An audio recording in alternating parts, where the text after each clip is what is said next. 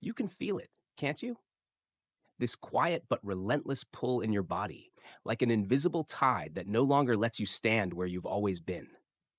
It doesn't announce itself as a crisis. It doesn't arrive with drama. It slips in with subtlety, in the way your energy drains when you try to force the old routine, in the way your heart hesitates to care about what once felt urgent, in the way your thoughts drift into silence instead of looping in old patterns. People around you may not notice it, but you do. It's in the micropauses, the hollow laughter, the strange detachment that comes out of nowhere. It's in the moment you wake up and realize you no longer believe the stories you've been telling yourself just to survive. This is the moment no one prepares you for, when the scaffolding of your old identity begins to dissolve and you're left standing in a space that feels both terrifying and liberating. Because you can't go back, but you don't know how to go forward yet. This is not confusion. It's clarity arriving so softly your mind can't translate it into words. It's the frequency of your deeper self returning, and everything built on compromise feels too heavy to hold. You may feel like you're failing, like you're losing momentum, like you're becoming someone you don't recognize. But what if that's the point? What if you were never meant to recognize yourself in the reflection of an old performance? What if this emptiness is not evidence that something is wrong, but proof that something real is finally coming alive? You're not. You're not broken. You're just out of resonance with your own past. And that past is dissolving, not because you asked for it, but because your soul stopped consenting to the script you inherited. You're not here to perform stability. You're here to embody truth. And the truth is, you can't pretend anymore. This is the silent revolution, the one that begins in your nervous system before it ever shows up in your life, the one that doesn't need validation to feel legitimate, the one that hums beneath your thoughts, reminding you that what you're letting go of was never yours to carry. Maybe you've noticed the symptoms of this unraveling, the exhaustion that doesn't respond to rest, the absence of desire for the things you used to chase, the way your body feels heavier when you try to force yourself into old routines.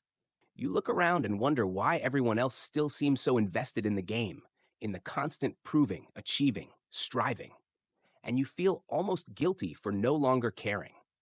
But here's what most people don't tell you. When you stop resonating with distortion, you also stop resonating with the rewards it offers. That adrenaline rush you used to get from overextending yourself? Gone. That sense of importance you felt from being indispensable? Dissolved. The gratification you clung to when you outperformed your own needs? Fading. This isn't a flaw in your character. It's a correction in your frequency. Because the version of you that was built on survival doesn't know how to rest, doesn't know how to receive, doesn't know how to let life unfold without trying to control every detail. And that version of you is no longer in charge. So yes, there will be grief. There will be days when your mind panics, searching for something familiar to latch onto, begging you to rebuild the old scaffolding so it doesn't have to feel this vulnerable. But if you can stay with the discomfort, if you can hold yourself in the middle of this dissolving, you'll start to hear the voice beneath the noise. The voice that doesn't care about your performance. The voice that doesn't measure your worth by your output. The voice that has waited lifetimes for you to be still enough to listen. And when you finally allow that voice to lead, everything you thought you had to chase starts moving toward you instead. Not because you proved yourself worthy, but because you stopped pretending you weren't already whole. You are not in a crisis. You are in a recalibration. And nothing you're losing is more valuable than what's awakening inside you. Look closely at the spaces in your life that feel empty now, the relationships that don't quite land anymore, the ambitions that have lost their flavor, the plans that feel hollow when you speak them out loud. This emptiness is not a failure to thrive. It's evidence that your inner field has stopped agreeing to what was never aligned. The illusion of progress taught you that productivity was proof of purpose, that staying busy meant you mattered, that chasing the next milestone was the only way to feel alive. But your body is wiser than those illusions, and lately it refuses to participate. That fatigue you keep labeling as a problem, it's the side effect of truth returning. The body slows down when it senses that the architecture of false belonging is collapsing, because when the mask starts to fall away, It takes all the old adrenaline with it.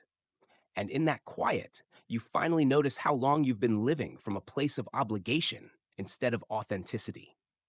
It's disorienting to wake up and realize you no longer care about the identity you spent years constructing. It's sobering to admit that you don't recognize yourself in the story you kept repeating. It's humbling to see how many of your attachments were just attempts to avoid feeling unworthy. But if you can resist the urge to fill the void with more noise, more tasks, more distractions, more performance, you will discover something far more honest. The emptiness isn't empty, it's spacious. It's the fertile ground where your real self can finally take root. Let the old attachments dissolve. Let the old definitions expire. Let the quiet show you what was never real to begin with. Because every time you honor this space without rushing to escape it, you are teaching your nervous system that it is safe to belong to yourself. No performance required. This is the liminal phase no one talks about. The space between the life that kept you safe and the life that will set you free. It's not glamorous here. There are no gold stars for staying present. No applause for letting go of the illusions that used to define you. Just you. Breathing through the discomfort, sitting with the impulse to rebuild something familiar, even though every cell in your body knows you can never go back. Your nervous system is detoxing from the rush of performance. Your mind is unlearning the reflex to define yourself by how others respond. Your heart is remembering what it feels like to beat on its own terms. Of course, it feels like you're falling apart. The scaffolding that held your false self together was never designed to survive this much honesty. And honesty is what's flooding you now. The realization that you were never obligated to carry all those expectations. The clarity that you don't need to shrink to be loved. The knowing that you don't have to explain why you're different now. You don't owe anyone a version of yourself that no longer exists. This is what liberation feels like at first: exposed, empty, terrifying. But beneath that fear, there's something else: a quiet current of relief. A sense that maybe, just maybe, you are finally coming home to yourself. When you stop resisting the unraveling, you discover that the truth doesn't need you to hold it together. It only needs you to stop pretending. You are not losing everything. You are losing what was never yours to keep. Keep breathing. There is more to uncover. In this space between versions, time itself feels distorted. Minutes stretch into hours. Days blur into nights. You find yourself staring at nothing, not because you're lost, but because your inner landscape is rearranging itself so completely that it leaves no energy for pretending. The mind hates this part. It wants certainty. It wants direction. It wants to know when you'll feel normal again. But you are not here to be normal. You are here to be true. And truth doesn't arrive on command. It emerges in the silence you've been avoiding, in the stillness you used to label as stagnation, in the emptiness you once called failure. Your old self would have rushed to fill this gap, to find a new role, a new distraction, a new identity to inhabit. But you are learning the radical discipline of staying, of not rebuilding too soon, of letting what no longer resonates dissolve all the way to the root. This is not punishment, it is preparation. Because when the new frequency lands, it won't negotiate with the remnants of your past performance. It will require your full presence, your unarmored heart, your willingness to trust what you feel over what you were taught. Every time you choose to pause instead of perform, to rest instead of rush, to feel instead of fix, you are anchoring a reality that is more aligned than anything you have ever known. And when that reality solidifies, you will look back on this season of dissolution and realize it was never a breakdown. It was a return. This is the moment when you start to recognize the quiet intelligence beneath the collapse. The subtle ways life has been preparing you for this release. The conversations that no longer held your interest. The relationships that dissolved without conflict. The passions that faded before you could force them to stay. You thought you were failing. You thought you were losing your momentum. But you were simply outgrowing the architecture of your old agreements. And now, standing here in the stillness, you can feel the truth humming beneath your skin. The self you were performing was never the self you came here to embody.